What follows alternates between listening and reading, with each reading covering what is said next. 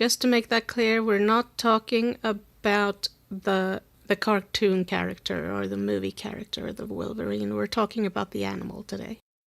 I've been curious about the myths and folklore about wolverines for a while, since they live just a bit further up the mountain here and is one of our larger predators.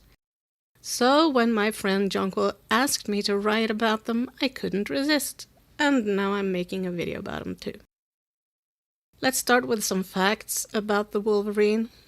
Wolverines live as solitary animals in isolated northern areas like the Arctic, alpine regions of Alaska, northern Canada, Siberia, and Scandinavia.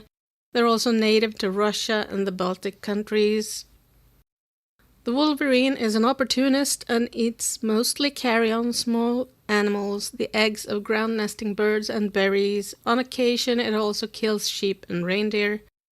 An adult individual is 70 to 85 centimeters long. That's 27.5 to 33.5 inches for those of you who use that measurement.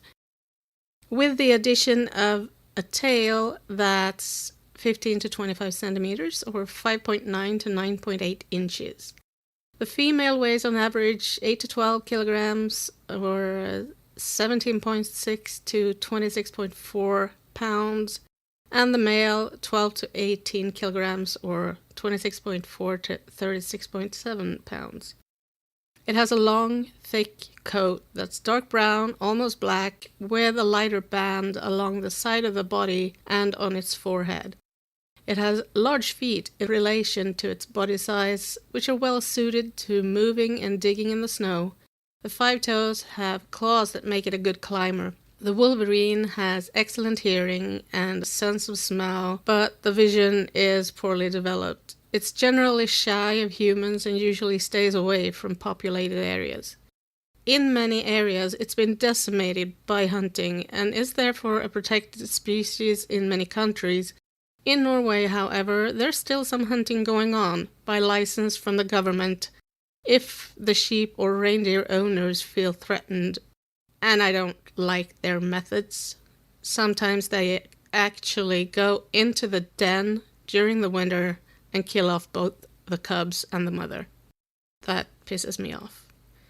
So let's get to the folklore and myths. This animal shows up in the stories, myths, and legends of northern people in both the eastern and western hemispheres, although not to the same extent as, for example, the wolf. In many areas, it's seen as a glutton, and it's worked itself into the languages. In French-speaking parts of Canada, the wolverine is referred to as a carajou, a French corruption of an indigenous American word meaning evil spirit or mountain devil. In France, its name is glouton, which means glutton. In Germany is Filfras, devours a lot. Even the Latin name gluto relates to glutton. In Scandinavian folklore, it is said to be an aggressive murderer, an extremely greedy animal who likes to kill far more than it needs. In medieval copper etchings, you can find pictures of wolverines squeezing themselves between trees. This was said to be because the wolverine, after filling the stomach up to the bursting point, sought out the trees to squeeze the contents out of the stomach, then it could resume its gluttony. One of the theologians of the 18th century, Eric Pontoppidan, said that a wolverine could even eat straight through a stone wall. An old Norwegian superstition says that if you put on wolverine fur, you will become as greedy as the wolverine. Both in Scandinavia and North America, the wolverine has a reputation as an effective burglar of food supplies. Lucien Turner said in his book Indians and Eskimos in the Quebec-Labrador Peninsula, Ethnology of the Ungava district, that the wolverine was seen by the indigenous Americans as embodying all the cunning and mischief that can be contained in the skin of a beast.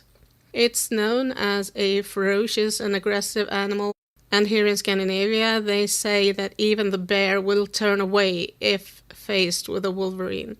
There's some evidence that their aggression is just for show, a demonic display performed not as a precursor to a good lashing, but simply to scare away the threat, like a larger predator or human. They can actually be quite playful. Some indigenous American tribes believe that the wolverine possesses special powers and are linked between the spirit and the physical world. They were regarded as the last phantom of the wilderness, master of the forest, and a trickster hero by some tribes.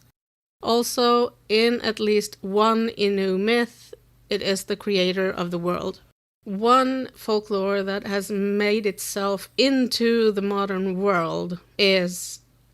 Now, I am pretty sure it's not a fact that if a wolverine comes upon a flock of sheep, it will clobber several of them in the head, so they end up walking in circles, and it can come back later and eat them. I am pretty sure that's not a fact. I think it's a myth. But don't quote me on that. I've included some of my art in this video. This is a drawing I actually did yesterday. The reason why the video was a couple of days late is because I wanted to include that and I had to wait until it was finished. Thank you for watching this little summary of the Wolverine. I hope you enjoyed it and that you will share it with your friends, because I think the world needs to see this. They need to hear about the Wolverine as something else than a glutton. Thanks again. I will be back next week with something else.